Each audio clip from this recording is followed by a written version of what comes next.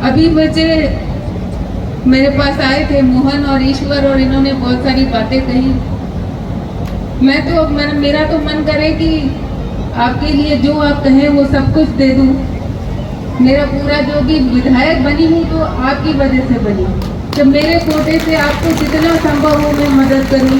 बाप जी नारायणपुर जी का भी आदेश था, क्योंकि आपका आशीर्वाद मुझे बहुत मिला। बाप जी ने कहा तो मैंने कहा जैसा आपका आदेश, तो मेरी तरफ से कोई कमी नहीं रहेगी। बहुत ज़्यादा एक साथ विधायक कोटे से नहीं होता है, लेकिन जितना मैक्सिमम होगा आप जैसा कहेंगे बाप जी। छात्रावास के लिए जो अभी है, और अगर आप बच्चियों के लिए बनाते हैं तो उसमें छात्रावास के निर्माण के अंदर मैं अपनी तरफ से विधायक कोटे से बच्चों की पढ़ाई के लिए संतों के आशीर्वाद से 20 लाख रुपए देने की घोषणा करती हूँ।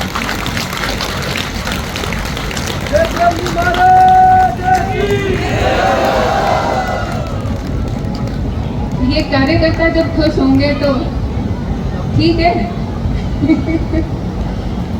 ये एक शुरुआत है, इसमें हम सब मिलकर आगे बढ़ना है।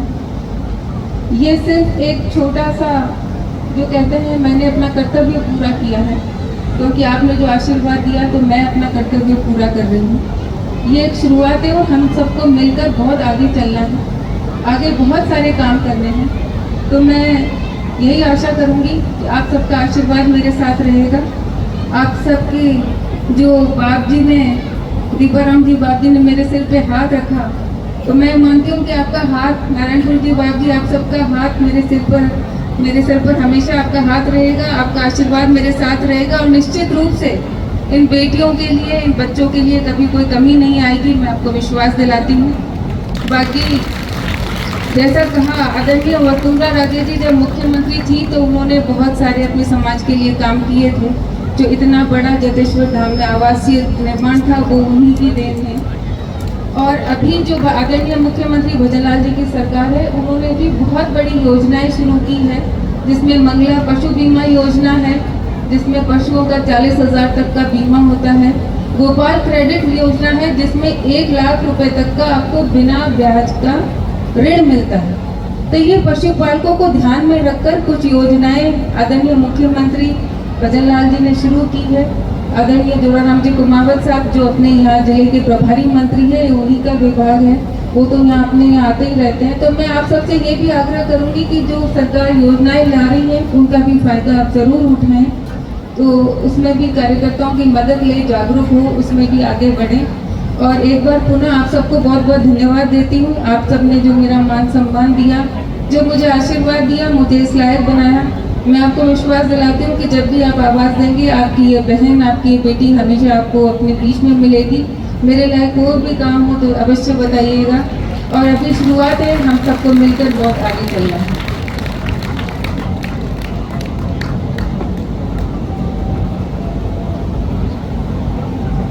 लो बहराराम जी आए कि भोजनशाला के लिए कुछ कर दो।